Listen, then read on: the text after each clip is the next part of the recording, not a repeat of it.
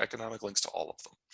There's going to be some very heavy conversations that are very one way, with the Europeans demanding that the energy that flows out of West Africa no longer go to East Asia, because the Europeans are proximate and they can do something about it if they really have to. So I expect the broad scale redirection of all West African crude north to Europe.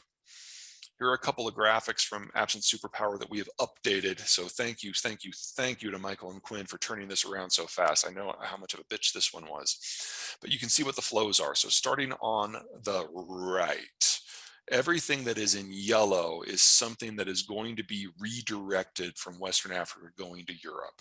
So all told, you're talking about 2.5 million barrels of flows.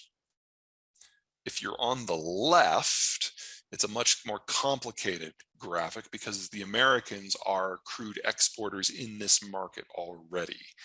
Everything again in yellow is something that is no longer going to make it to East Asia.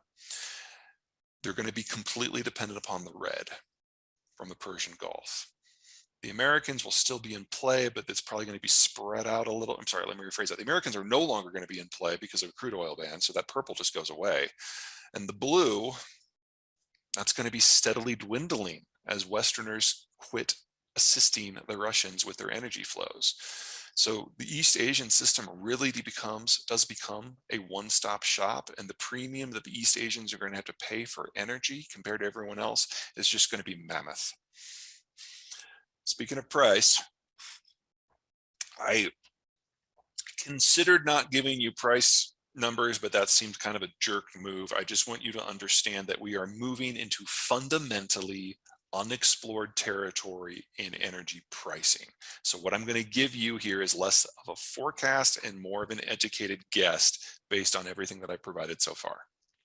So first, the idea of a global price is going away. We're moving into sequestered regional price systems. The North American system will be one, the European system will be another one, and the Asian system will be a third. There will be interactions among them, most specifically when it comes to product. So while I expect Biden to ban oil crude exports, I do not expect him to ban product exports, especially if we're talking about within North America. So there are ways to play the arbitrage here. And once the US shuts out, I think it's pretty straightforward. It's shale dominant. We get some stuff that comes in from the Canadian system. Maybe we'll be able to get a little bit more from the Canadian system, although their time to target for fields is really very long. But the key thing to remember is in less than 2 months, you can turn around everything that's going on in a shale field.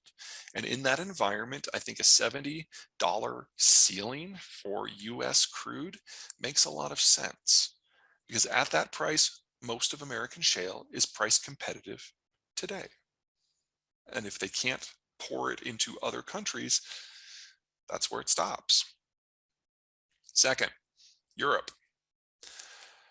The North Sea is not enough. The North Sea plus West Africa is really not enough. And from the point in those kinds of projects, you're talking deep offshore, semi-Arctic, high wind, African operating environments, weak rule of law. From the point that you actually start the work to the point that you get first real crude is usually about 4 years. They don't have that kind of time. They don't have that kind of capital. And so we're going to see insufficient crude for this region moving forward. I consider the floor to be about $150 a barrel.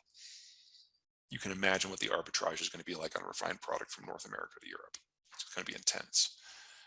And then finally, the East Asian system is absolutely screwed.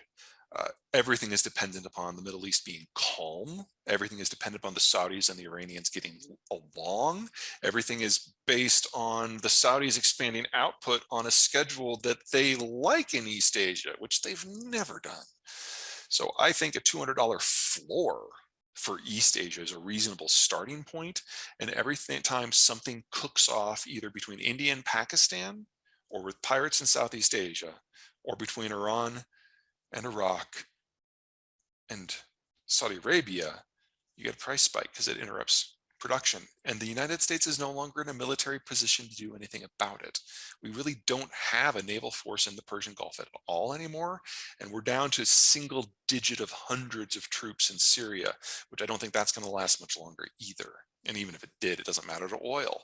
So three different, very three different sequestered markets with very different price mechanics.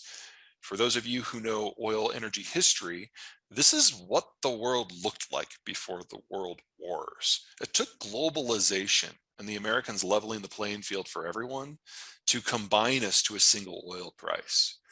So really, this is just a return to what used to be normal. There are a couple adjacent sectors to this that I want to close out with. The first one is green tech. These are the materials that go into green tech. And as you can see, electric cars require a lot more than conventionals. This is specifically for the drivetrain. If you're going to talk about the whole frame, you're talking about a different product set. So for the drivetrain, you need a lot different materials to make an electric system work versus conventional. And the same holds true on the lower section for power generation. Anything that runs on electricity just needs a fundamentally different sort of input stream than something that runs on fuel. Now, the advantage of green tech, of course, is that renewables, the fuel is free, but you still have to pay all that upfront cost to get the stuff installed. Why am I bringing that up now? Copper, nickel, zinc, the three things I've outlined in red, those supply chains are Russia-centric. If you move away from an oil standard, we know what the oil supply chain looks like. Canada, Russia, Iran, Iraq, Saudi, Angola, we know it. We might not enjoy it all the time, but we understand it. You want to replace that with an EV-based system, with a green tech system. You replace the oil supply chain with 13 others, most of which are just as hairy as the oil supply system. And in the case of copper and nickel and zinc, and if you're talking about bodies, aluminum, you cannot do that without Russia. So this melon scooping of Russia out of the global system removes EVs from discussion in most places. There are a couple exceptions. The Western Hemisphere looks pretty good, especially since the Western Hemisphere will still be able to access Southeast Asia and specifically Australia. But anywhere else, the supply chain system is not going to be able to make these products in mass. And then finally, I want to go back to this guy. Natural gas prices are approaching record highs in Europe. They're going to go higher.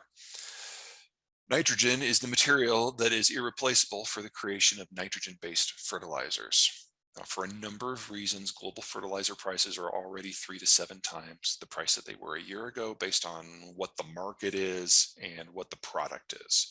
But in the case of nitrogen specifically,